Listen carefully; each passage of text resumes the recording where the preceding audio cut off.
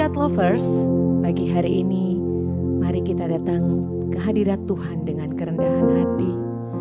Kita percaya bahwa hari ini ada berkat yang baru yang berasal daripada Tuhan, dan percaya bahwa kita tidak pernah dibiarkannya sendiri. Terima kasih Yesus.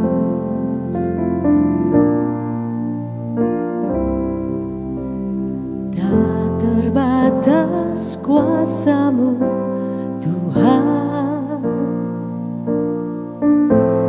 semua dapat Kau lakukan. Apa yang kelihatan mustahil bagiku, itu sangat mungkin bagimu. Di saat ku tak berdaya, kuasa-Mu yang sempurna. Ketika ku percaya mujizat itu nyata, bukan karena kekuatan, namun Roh-Mu ya Tuhan. Ketika ku berdoa, mujizat itu nyata. Di saat ku tak berdaya, kuasa-Mu yang sempurna. Ketika ku percaya, mujizat itu nyata, bukan karena kekuatan, namun Roh-Mu ya Tuhan. Ketika ku berdoa, mujizat itu nyata.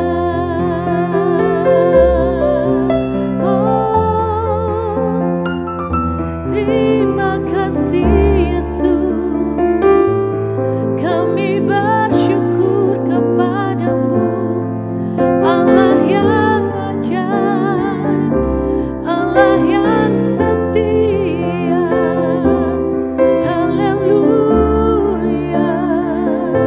kami mau memuji-Mu, Engkau baik. Haleluya.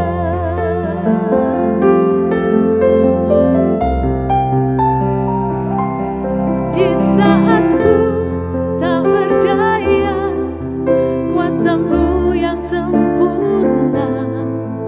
Ketika ku percaya, mujizat itu nyata, bukan karena kekuatan, namun Roh-Mu ya Tuhan. Ketika ku berdoa, mujizat itu nyata.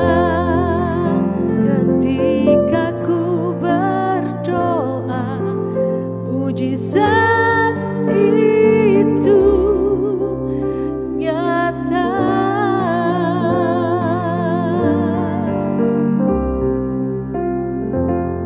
Shalom God's Lovers, bertemu kembali dalam program Words from Heaven bersama saya Pastor Raguel Lewe.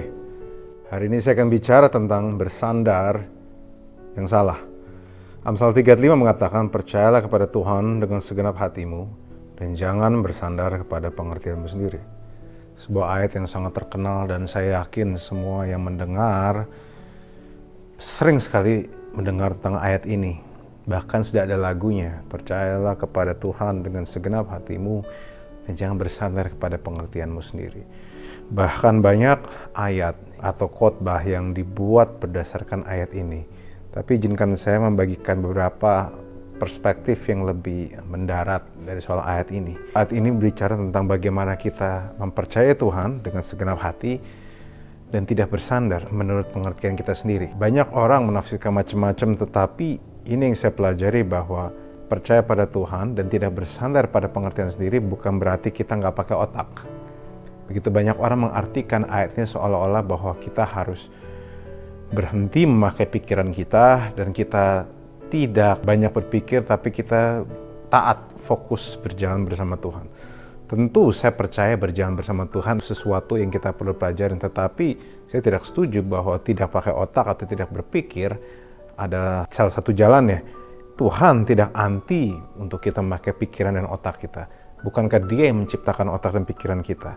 Bukan berarti nggak pakai otak, bukan berarti nggak punya pengertian, bukan berarti nggak punya hikmat, tetapi jangan bersandar di sana. Jadi ayat ini bukanlah dorongan untuk kita tidak belajar, bukan dorongan untuk kita tidak mengerti, mencari pengertian, bukan dorongan untuk kita tidak mengisi pikiran kita dengan hal-hal yang penting, tidak update knowledge kita atas begitu banyak hal. Tetapi Tuhan bilang, silahkan update, silahkan belajar, tapi jangan bersandar di sana. Sudah tahu nggak arti kata bersandar itu menarik? Bersandar artinya memberi kita pengertian bahwa kita menggantungkan seluruh berat kita pada sesuatu yang kita sandarkan.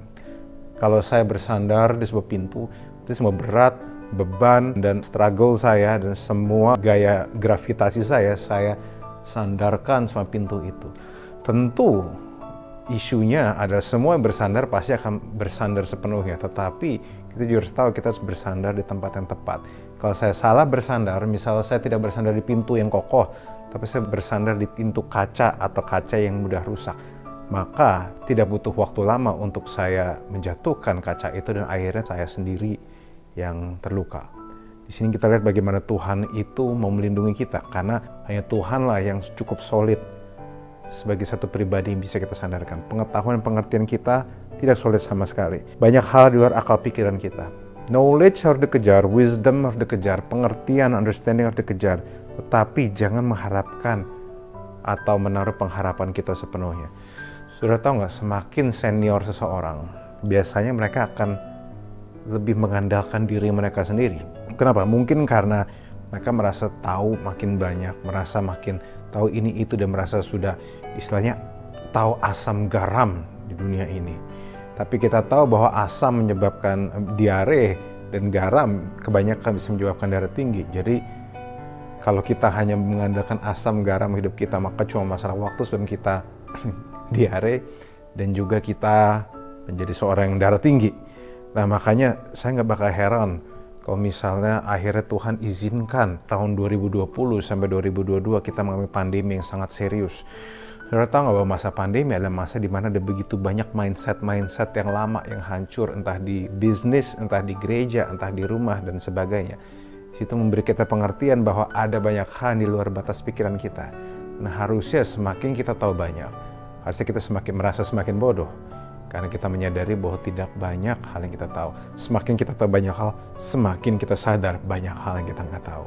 Banyak gereja yang 2020 sampai 2023 begitu terguncang dengan masih mengandalkan wisdom yang zaman dulu, sehingga terpaksa mereka harus berganti pola. Mengandalkan anak-anak muda, mengandalkan pikiran generasi berikut. Tentu bukan berarti yang generasi muda lebih tahu juga, tetapi memang dalam banyak apapun fase kita, entah kita muda, kita dewasa, kita punya anak satu, anak dua, atau sudah besar sekalipun, tidak mengubah kenyataan bahwa banyak hal yang kita tidak tahu. Maka dari sekarang kita perlu belajar untuk tidak terjebak memformulasikan segala sesuatu. Kalau Tuhan begini, pasti begini. Kalau misal di masa ini harusnya begini. Jangan pakai kata harus ya.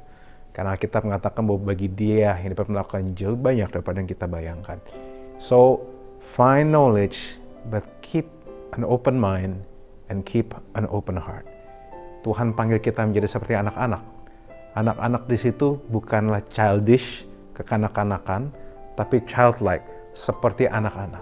Childish bicara kita kayak bocah dan tidak bisa diandalkan bahwa segala sesuatu berlangsung mood kita, dan Tuhan tidak mau hal itu. Kita bilang kita harus jadi dewasa.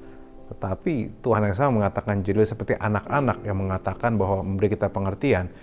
Kita ini seperti orang yang selalu haus, selalu tidak takut bertanya, selalu menyadari bahwa banyak hal yang kita nggak tahu, selalu ingin dekat dengan Bapa di surga. Seharusnya menjadi sesuatu yang baik bagi saudara. Mari kita berdoa. Tuhan, aku berdoa supaya ada pengertian dan pikiran terbuka untuk kami tidak mengandalkan pemikiran kami sendiri. Tuhan, bantu kami untuk bisa belajar segala sesuatu yang ada, tapi bantu kami agar tidak mengandalkannya.